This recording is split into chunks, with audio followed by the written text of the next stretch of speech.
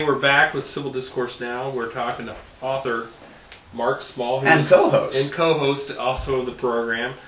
The book is Crime Pays, and we're going to get in the book now and talk about what it's about. Obviously, this is a fictional account of a real-life event. Yes. And lead us through. You talked a little bit about the first segment, but get into it in a little more detail. What is the event that you wrote your book, the fictionalized account, about? Well, my old man was a plumbing and heating contractor in the 50s, early 60s, switched over to commercial industrial sheet metal in 69. The plumbing and heating was important, though, because the Cook Brothers Trust had a subsidiary called CJB, for Cook Johnson Bollinger Construction, and my father would subcontract with them. My old man gave me a choice when I turned 8 years old, right about then. I could either go to Lutheran Church catechism classes on Saturday mornings, or I could go to job sites with him, construction job sites, because he checked the job sites on Saturdays. And maybe earn 50 cents an hour cleaning the office or doing whatever, and then lunchtime go home. I'm a geek. I really wouldn't have minded the classes, but I was more interested in going around to the job sites and maybe earning some money than I was in catechism. That has nothing to do with my being an atheist. That has to do with having read Dostoevsky, but that's another story.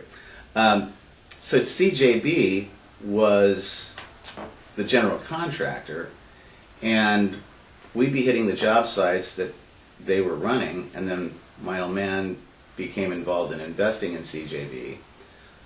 They became slow on pay, and they were running into a crunch at that point, because people had been, I think interest rates in the banks at that time were like 3 or 4%, and they were offering like 10% or 12% if you invested with REIT was one of their organizations, I think, but any one of the trusts, they were all called trusts. If you invested with them, you were guaranteed getting a markedly higher return on investment. Those are the two classic characteristics of a Ponzi scheme. Okay, run those by us again. One is it's significantly higher than what other traditional investments would be. And two, it's guaranteed. Charles Ponzi in Boston in 1920 is the guy after whom the whole thing was named. He guaranteed 50% return on investment in 90 days. Guaranteed it. Now, here's another earmark for it, how you can tell. People were so amazed that they actually had gotten 50% return on their money in 90 days that they never asked for it. All that they did was they rolled it over. And that's what most people do. The few people who asked for their money got paid. And so that made everybody else think everything was legit. But what a Ponzi scheme does is it entices people to invest. They invest, and then there really aren't any actual investments that the scheme itself makes. The money that's taken in is paid out to people who want to cash out, and then most of the rest is skimmed off by the folks running the scam. Okay, interesting. The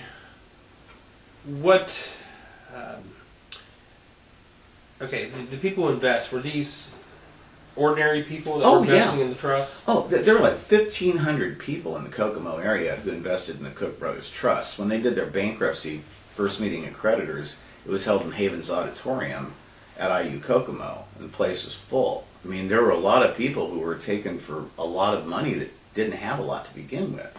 So they were very common people who invested in this. Okay, and how did these common people become knowledgeable about the trust? And we can start going into your book. I think at one point they had, I want to call them almost like, I remember Tupperware parties. Yeah, see, that's part of the fiction of it. I thought that was kind of a cool hook. But it was word of mouth. People would be, especially at the auto factories in Kokomo, would be talking about where they deposited their money or invested their money, and the Cook Brothers Trust sounded like a good thing because they're bringing in all these percentages. Okay. And who ran let's go back and talk about the Cook brothers. Who were the Cook brothers? Floyd and Burl Cook were attorneys who practiced in Kokomo. They passed away years ago.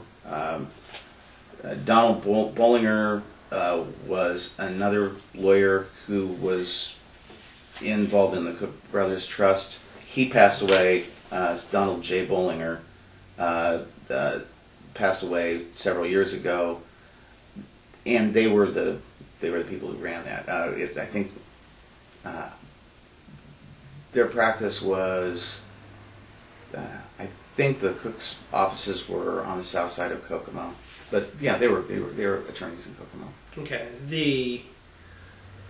You talked in the first segment. There was a maybe hole in the securities law at the time that allowed them to do this. They didn't have as much oversight as they had previously or as they had subsequently, and so they were able to get people to invest, and there was very little oversight. And the thing is, they did invest. I mean, there were things in which they invested.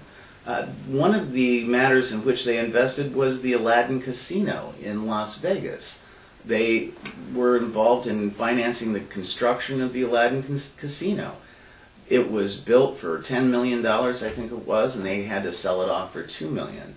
That was and that was a really fascinating aspect of the trust. They also invested in gas wells in Texas, and that is part of the story too. Did any of these investments pay off? Or?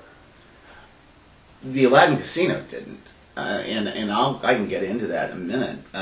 The gas wells did and didn't. I know that they did as far as they hit, because I was in Palo Pinto, Texas, the night that one of the wells came in and hit. And the geologist there said that they said of him he had never hit a dry hole. When the Cook Brothers Trusts liquidated and they went through bankruptcy, they claimed that there were never any finds of gas at all. And so they said that nothing was a success. And so when they pled guilty and were fined in June 1971, they claimed, the three of them, to have between them $51.76 to pay the total court costs that they were assessed. And I assume they were hiding money someplace? I don't know that they're hiding money. I know this, that gas well hit the night that we were there in Palo Pinto, and they claimed that they hadn't had any gas wells hit. So they eventually stood for trial. And No, they didn't. They did not stand for trial. In the book, I characterize it as having stood for trial, and then it's. I don't want to do a spoiler on my book. Okay. The Cook brothers actually pled guilty to one misdemeanor count, and the docket sheet in the U.S. District Court, it was 69 CR 208, this is the cause number, was before Judge Cale Holder. They were arrested and charged with 14 counts, 10 counts of securities fraud and 4 counts of mail fraud. And those indictments were filed on 12/4 of 69. But they were ultimately dismissed, all except the misdemeanor. All were dismissed except the Indianapolis Star reported that the three defendants entered a surprise plea, and I don't know where I got that page, but that the fraud suspects entered surprise guilty pleas. This was June 18th of 71. They entered a surprise guilty pleas to fraud in the sale of trust stock, which totaled $21 million. They said they had no knowledge of the Securities and Exchange Commission law under which they were charged. Who was the U.S. attorney at the time? Oh, the U.S. attorney? The assistant U.S. attorney at the time here is described as John E. Hirschman. John E. Hirschman. I don't know who the chief U.S. attorney was. It was prosecuted in the Southern District? Yes. Okay. Now let's talk about some of the characters in your book. You have GT. Yeah.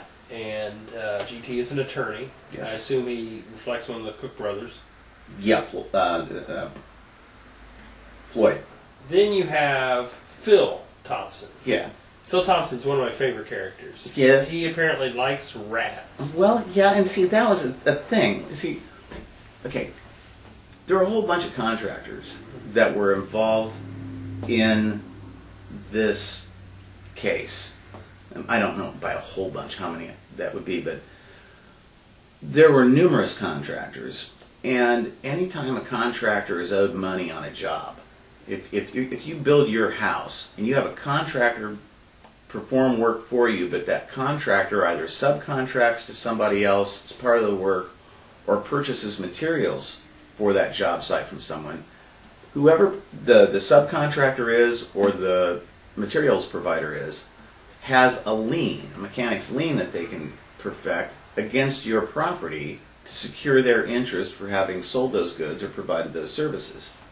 And there were all these people whom the Cook brothers were saying, don't file mechanics liens on us. Don't file mechanics liens on these jobs. We'll get you the money. Because they were just really running fast on the treadmill. Aren't they putting the mechanics lien on the homeowner, not the general contractor? They put it on the property owner. Okay. Yeah, but these were commercial properties too. Oh, okay. And so they didn't want anybody putting liens on them. And so out of all of those contractors, as far as I know, my old man was the only one who said no and went ahead and filed a mechanics lien. And my old man always said, trust everybody as far as you can throw a piano. And he was very skeptical of what was going on, so he filed mechanics liens. And as a consequence of that, he was given an interest in what they were doing on the gas wells in Texas. And plus, he made a settlement with them, too. Okay. And then that's where the rats come in. Yeah, let's talk a little bit about the rats. First of all, did the rats happen in real life? To some extent. To some extent. And Phil liked to raise rats. Yeah, well, that's fictionalized. We took possession of. Yeah, I should clarify. City folk, you and I both have country background. Yes. We're from farming background. A lot of people live in the city, though, think a rat is just a big mouse. Oh, no. And that is not the case. No. Rats are different. Yes. Rats have their own unique personalities, and they're not just big mice. They are a little more intense in personality, and they can be rather nasty when cornered. They're not necessarily pleasant creatures. I wouldn't want to sit here and badmouth rats as a species, but they're not pleasant. And what happened was we took possession of a couple of farms, and one of the farms, the possession of which, and when I say we, I mean my old man's business. Okay, Mark, let's stop here. We're running out of time on this segment. Come back. We'll talk more about the rats. That's an uncivil way to bring this to a close. I know. We'll be back. Civil Discourse Now. Well, there have been